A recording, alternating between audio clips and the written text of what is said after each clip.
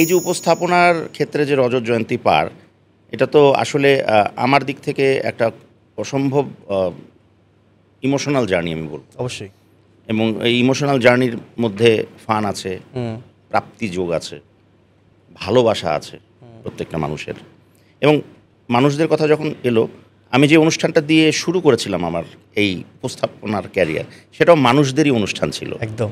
এবং সেই মানুষরা এবং আমার ক্ষেত্রে কিন্তু নির্দিষ্ট, আমরা যদি ক্লাসিফাইড করি, নির্দিষ্ট কোনো আলাদা এরকম আছে না যে নির্দিষ্ট এই ক্লাসের লোক আমাকে ভালোবাসে না। বা ওই ক্লাসের লোক আমাকে চেনে না, না, আমাকে সবাই চেনে, সবাই ভালোবাসে এবং মন থেকে ভালোবাসে। এইটার সাক্ষী আমি বহুবার দেখেছি দেশে বিদেশে, একদম 8 থেকে 80।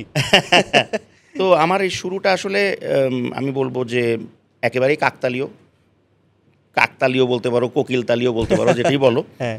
ঘটনাটা এরকম যে আমরা একটা অনুষ্ঠান করব ইউনিভার্সিটি থেকে বের হয়ে, এবং ইউনিভার্সিটিতে পড়াকালীন সময়ই আমরা ঠিক করেছিলাম যে এখান থেকে যখনই বের হব আমরা কিছু একটা করব টেলিভিশনে। ওকে। তো নাটক অভিনয় করলাম, গান লিখলাম, নাটক লিখলাম, তো সবই হলো। তো ভাবলাম যে চর্চা যখন আসছে আর রক্তে যেহেতু আছে, অটোমেটিক্যালি চলে আসবে। তো সব ঠিকঠাক, যে আমরা একটা অনুষ্ঠান করব, স্ট্রিট শো। বাংলাদেশে স্ট্রিট শো ওভাবে তখন হয়নি। আচ্ছা, এবং সেই স্ট্রিট শোটা হবে এমন একটা স্ট্রিট শো যেখানে শুধু আপামর বাংলাদেশের জনগণই অংশগ্রহণ করতে পারবে, নো স্টার্স। ওকে। মানে তথাকথিত সোকল যে আমাদের তারকা, তারা না, এবং দর্শকরাই হচ্ছে তারকা।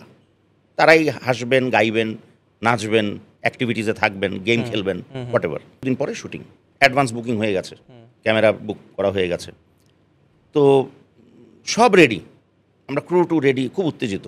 কিন্তু হঠাৎ মনে হলো যে একটা জিনিস নাই আমাদের, সেটা হচ্ছে যে উপস্থাপনা কে করবে। আচ্ছা। এর আগের একটু গল্প বলি যে রেডি হলো কি করে।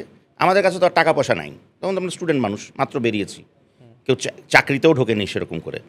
তো যে যার, আমরা 4 জন মিলে যে যার বাবার কাছ থেকে টাকা ধার নিলাম। ধার নিয়ে, যেমন আমি আমার বাবার কাছ থেকে নিলাম, আমি নিয়ে আবার বললাম আমি কিন্তু ফেরত দিয়ে দেবো। দিয়েছেন? না, দিয়ে চেয়েছিলাম, উনি নেয়নি। বলে এটা চলতে থাকে। আমি বললাম এটা ইন্টারেস্ট বাড়বে তো, আজ পর্যন্ত দিতে পারিনি তাকে।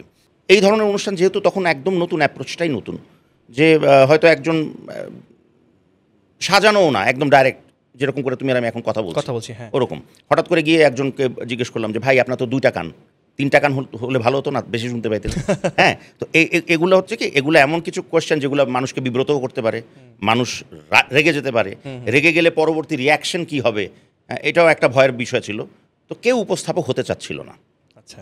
অনেকেই বলা হয়েছে স্ক্রিপ্ট দেখে বলে না আমি এটা করবো না, কারণ তৎকালীন সময় যে স্ক্রিপ্টগুলো বা যে অনুষ্ঠানগুলো হতো, সুপ্রিয় দর্শক মণ্ডলী, আজকের এই আনন্দঘন মুহূর্তে, এই প্যাটার্নটা ছিল।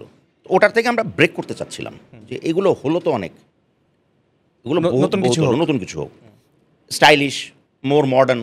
হ্যাঁ, তো হচ্ছে না, কাউকে পাওয়া যাচ্ছে না। তো যিনি পরিচালক, যিনি এটার ব্রেন চাইল্ড, যার আসলে বেসিক্যালি যার কারণে আজকে আমি Debashis Biswas as a host, as a presenter, Tanvir Hossain Prabal ভাই আমাকে বললো যে একটা কাজ কর, টাকা পয়সা তো ইনভলভ হয়ে গেছে, 2টা এপিসোড তো শুটিং করতেই হবে, নাহলে তো পুরোটাই লস। আমি কি জীবনে উপস্থাপনা করেছি? বলে যে না করিসনি, আর তুই তো বিতর্ক। আমি কিন্তু একসময় খুব নাম করা বিতার্কিক ছিলাম। আচ্ছা। কথা বলার আইডিয়াস আমার ছিল, বলতে আমি পারতাম। তো নেমে গেলাম মাঠে। প্রথম 2 পর্ব হওয়ার পরে যখন এটা প্রচার শুরু হলো, তারপরে there is no looking back.